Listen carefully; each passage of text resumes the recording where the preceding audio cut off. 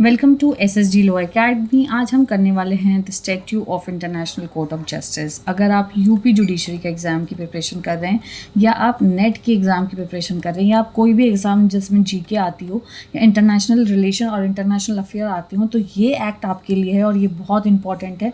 और even UP judiciary में तो 15 मार्क्स के क्वेश्चन इसी से आ जाते हैं।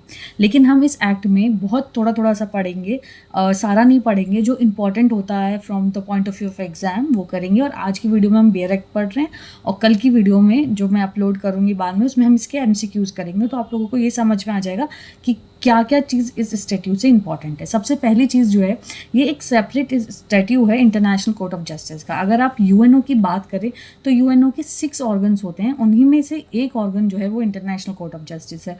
और ये एक ऐसा ऑर्गन है जिसका अपना खुद का स्टैट्यू है, जिसके ऊपर वो काम करता है। जैसे अगर आपके यहाँ पे जुडिशरी होती है, जुडिशरी अपना प्रोसीजर खुद ही डिसाइड करती है। Same ways international court of justice का भी एक प्रोसीजर है जो वो खुद डिसाइड करती है। इससे इंडिपेंडेंसी ऑफ जुडिशरी मेंटेन रहती है। तो इसीलिए ये statute of international court of justice आया। तो इसका आर्टिकल नंबर 1 सबसे पहले ये बोल देता है कि ये प्रिंसिपल जुडिशियल ऑर्गन है यूनाइटेड नेशन का। तो इसको एक जुडिशियल ऑर्गन के रूप में और इसको एक एज अ प्रिंसिपल ऑर्गन के रूप में डिनोट कर देता है इसका आर्टिकल नंबर 1। फिर इसके बाद चैप्टर नंबर 1 आता है जिसमें ये ऑर्गेनाइजेशन ऑफ द कोर्ट की बात करता है। बेसिकली ये इंडिपेंडेंट जजेस होते हैं जो इलेक्ट होते हैं regardless of their nationality from among persons of high moral character. कि वो किस कैरेक्टर से किस नेशन से आते हैं ये चीज़ नहीं देखी जाती, सिर्फ ये देखा जाता है कि वो हाई मॉरल कैरेक्टर हो, इसलिए उनका सिलेक्शन हो जाता है। Respective countries for appointment to the highest judicial office as और jurisconsult of recognise competency in international law. तो इसको अगर कोई किसी को जज बनना है इंटरनेशनल कोर्ट ऑफ जस्टिस में तो उसकी क्वालिफिकेशन सबसे पहले तो ये है कि वो हाई मॉरल कैरेक्टर का होना चाहिए। दूसरी बात, जैसे हमारे यहाँ पे हम इंडिया के पॉइंट ऑफ व्यू से ले, हमारे अब तक 4 जजेस इंटरनेशनल कोर्ट ऑफ जस्टिस में जजेस के रूप में अपनी सर्विसेज दे चुके हैं। तो उसकी क्वालिफिकेशन ये रही कि अगर हमारे इंडिया में से किसी को जज बनना है तो जो सुप्रीम कोर्ट हमारे यहाँ का हाईएस्ट कोर्ट है उसके लिए जो इसेंशियल्स हैं, सेम वेज यहाँ पे भी इसेंशियल्स वही हैं कि जो इंडिया के सुप्रीम कोर्ट में जज बन सकता है, जुडिशियल ऑफिस के पोस्ट पे बन सकता है, वही इंटरनेशनल कोर्ट ऑफ जस्टिस में भी अपॉइंट हो सकता है। दूसरी चीज़ ये है कि अगर वो जज जुडिशियल ऑफिसर के रूप में ना हो तो वो एक जूरिस कंसल्ट हो। जूरिस कंसल्ट का मतलब यहाँ पे कि वो एमिनेंट जूरिस्ट हो इन इंटरनेशनल लॉ में, तो वो जो है जज बन सकता है इंटरनेशनल कोर्ट ऑफ जस्टिस। ये इंपॉर्टेंट है और ये हमेशा एग्जाम में आता है। आर्टिकल 3 यहाँ पे बताते हैं कि कितने जजेस से international court of justice constitute होती है। तो यहाँ पे कम से कम 15 जजेस होने चाहिए, जिसमें कि 14 + 1 होते हैं, ठीक है। एक हेड होंगे, जैसे हमारे यहाँ पे सीजीआई होते हैं सेम वेज, लेकिन कोई भी 2 जजेस सेम नेशनैलिटी के ना हो। मतलब अगर इंडिया का है तो इंडिया का सिर्फ एक ही हो, इंडिया के 2 ना हो। तो ऐसे 15 जजेस 15 अलग अलग कंट्री से आएंगे। फिर ये बताते हैं कि यहाँ पे जो जनरल असेंबली सिक्योरिटी काउंसिल जो इलेक्ट करेंगे वो उस लिस्ट से इलेक्ट करेंगे जो सिक्योरिटी काउंसिल लिस्ट बनाएगी, नॉमिनेट करेगी by the national groups in the permanent court of arbitration. वहाँ से ये मेंबर्स इलेक्ट होंगे। तो ये हो गया जजेस के लिए। इसके अलावा यहाँ पे ये भी चीज़ लिखी हुई है कि article 44 the huge of 1907 Pacific settlement of international dispute, ये सब कन्वेंशंस के रूप में जो मेंबर्स रहे हैं उनमें से लिस्ट सिक्योरिटी काउंसिल बनाएगी और उसी से ही ये लोग जो हैं वो जजेस को अपॉइंट करेंगे। At least 3 months before the date of election, Secretary General of UNO shall address the written request to the members of the Permanent Court of Arbitration belonging to the state which are parties to the present statute and to the member of the national group appointed under Article 4, Para 2, inviting them to undertake within given time by national groups nominated of persons in position to accept the duties of a member of the court. Basically यहाँ पे arbitration court की बात की गई है और international disputes को, जो पैसिफिक सेटलमेंट से डिस्प्यूट्स को सॉल्व करने की बात की है कि वहाँ पे भी अपॉइंटमेंट जो है वो सिक्योरिटी काउंसिल करेगी। और 3 महीने पहले कम से कम सेक्रेटरी जनरल उन पार्टीज़ को ये बता देंगे कि हाँ हमारे यहाँ पे जो है वो ये लोग पार्टिसिपेट करेंगे तुम्हारी डिस्प्यूट सॉल्व करने के लिए। सेक्रेटरी जनरल जो होंगे वो प्रिपेयर करेंगे एक लिस्ट को जो अल्फ़ाबेटिकल ऑर्डर में होगी, सारे पर्सन्स की जो नॉमिनेटेड हुए हैं उनको ऐसे एलिजिबल होंगे, उसको एक लिस्ट बना के अल्फ़ाबेटिकली करेंगे और वो लिस्ट सबमिट हो जाएगी जनरल असेंबली में और उसके बाद वापस आके सिक्योरिटी काउंसिल में चली जाएगी। ठीक है, सेक्रेटरी जनरल ये करेंगे।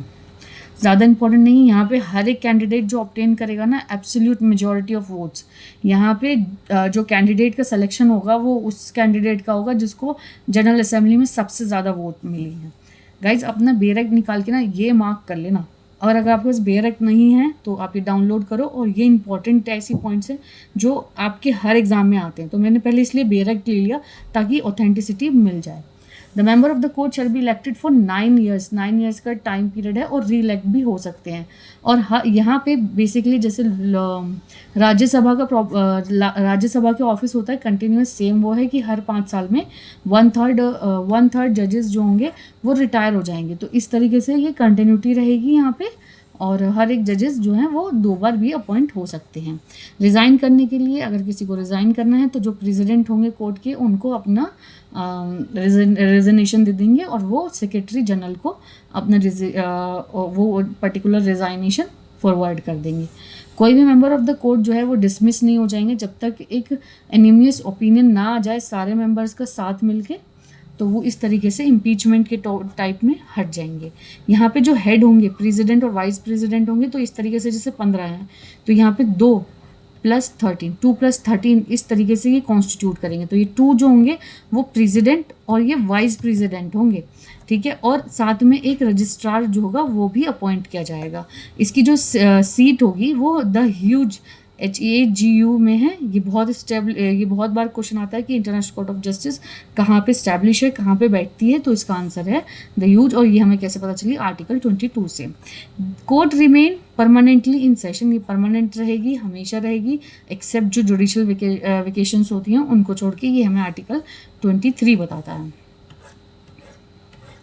बेंच, यहाँ पे जो बेंच होगा ना, वैसे तो फुल कोर्ट हमेशा बैठेगी, लेकिन कुछ ऐसे एक्सेप्शनल सर्कमस्टेंसेस हैं तो बेंच भी बैठ सकती है। और क्योरम जो होगा वो 9 जजेस का होगा, जिसके 9 जजेस, क्योंकि 15 जजेस हैं तो उसमें 9 जजेस का जो क्योरम होगा वो 9 जजेस बनाएंगे।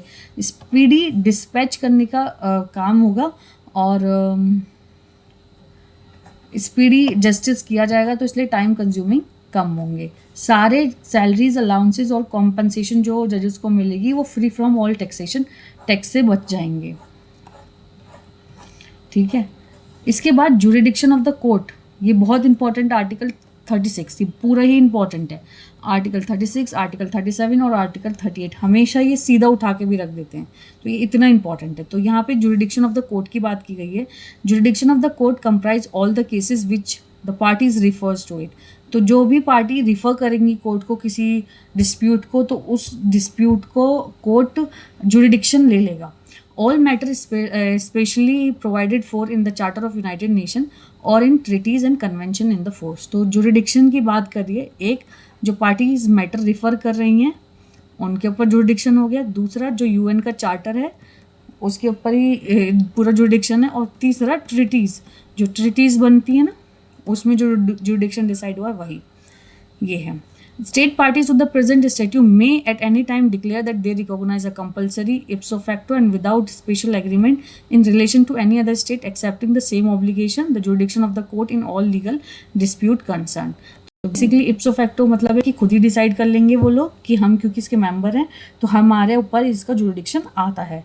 इसके अलावा इंटरनेशनल इंटरप्रिटेशन ऑफ ट्रीटी जो 2 पार्टीज में हुई है वो, any question of international law, the existence of any fact which establish would continue a breach of an international obligation, international obligation का कोई ब्रीच हो जाना, the nature and extent of the reparation to be made for the breach of an international obligation.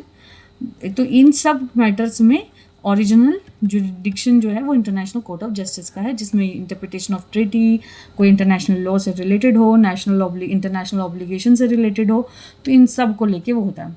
A declaration referred to above may be made unconditionally और condition of reciprocating on the part of several in certain states और for certain time. ठीक है, certain state और for certain time. Such declaration shall be deposit with the secretary general of the UNO, UNO के साथ ये declaration submit हो जाएगा. Who shall transmit copy thereof to the parties to the statute and to the registrar of the court. ठीक है, तो वो उस कॉपी को स्टैट्यू के जो पार्टीज हैं उनको दे दी जाएगी एक कॉपी और एक कॉपी रजिस्ट्रार को. The declaration made under article 36 of the statute of permanent court of international justice which are still in force shall be deemed to be. अच्छा, पहले परमानेंट कोर्ट ऑफ जस्टिस हुआ करती थी, अब international court of justice हो गई है. तो जो matter permanent court of justice में उस टाइम चल रहे थे और वो कंटिन्यूएशन में थे, तो उनका भी jurisdiction international court of justice के पास आ जाएगी.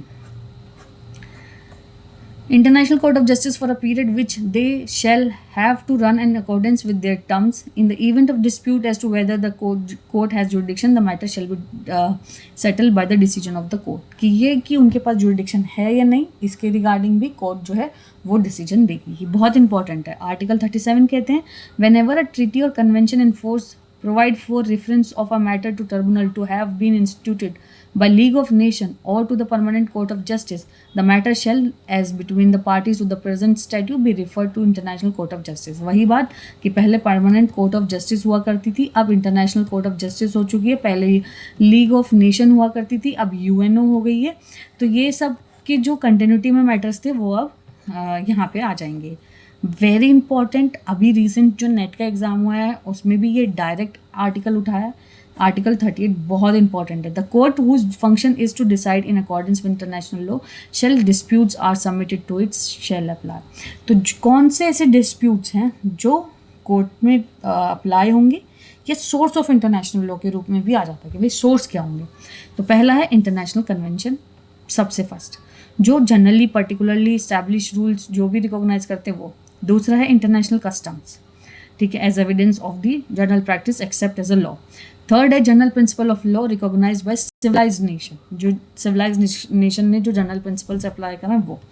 एंड फोर्थ है subject to the provision of article 59 judicial decision teaching of the most highly qualified publicist of the various nation as subsidiary means for the determination of rule of law. rule of law को decide करने के लिए. तो ये इतना important है. और last जो है वो है एक्स क्यूटो एट बिनो, मतलब अगर पार्टी खुद एग्री हो रहे हैं लेकिन मेंबर नहीं है, चलो हमारे डिस्प्यूट तुम सॉल्व कर दो, दोनों पार्टी एग्री हो रही हैं, तो उसका जुरिडिक्शन भी इंटरनेशनल कोर्ट ऑफ जस्टिस में जाता है. ये इतना इंपॉर्टेंट है, इसे तो आप जिस भी चाहे उतना इंपॉर्टेंट इसे कर लो. अब यहाँ एक बात है, सबसे पहले इंटरनेशनल कन्वेंशन आया, फिर कस्टम्स आए, फिर जनरल प्रिंसिपल्स आए और लास्ट में जुडिशियल डिसीजन आए. ये order convention, customs, general principles and judicial decision बहुत इंपॉर्टेंट है, हर एग्जाम में पूछा जाता है. प्रोसीजर क्या है, ये फ्रेंच और इंग्लिश लैंग्वेज यहाँ की ऑफिशियल लैंग्वेज है, ठीक है, फ्रेंच और English, only French and English. तो इसी में ही प्रोसीडिंग चलेगी, ठीक है, बहुत इंपॉर्टेंट है. If judgment does not represent in whole or in part a numerous opinion of the judges, any judge shall be entitled to deliver a separate opinion. यहाँ पे भी ये इंपॉर्टेंट पॉइंट है कि जैसे हमारे सुप्रीम कोर्ट में क्या होता है, अगर यूनिवर्सली आप एक साथ डिसीजन नहीं दे रहे हो तो आप सेपरेट दे दो, यहाँ पे भी वो चीज़ कर सकते हैं. ओपन कोर्ट में जजमेंट जो है वो रीड आउट होगा, साइन होगा, बहुत इंपॉर्टेंट है. यहाँ पे भी हर एक सब चीज़ के लिए डिफरेंट है. एडवाइजरी ओपिनियन, एडवाइजरी जुरिडिक्शन 65 में दिया हुआ है, ये भी इंटरनेशनल कोर्ट ऑफ जस्टिस के पास है. तो इस तरीके से टोटल मिला के जो इम्पोर्टेंट है इंटरनेशनल जो कोर्ट ऑफ जस्टिस की वो मैंने आपको बता दिया. अब नेक्स्ट वीडियो में हम इसकी MCQs लेके आएंगे. टोटल इसमें आर्टिकल 70 है और चैप्टर 5 है. Original jurisdiction, advisory jurisdiction, appellate jurisdiction, सब jurisdictions international court of justice अपने अंदर कैरी करती है. Thank you.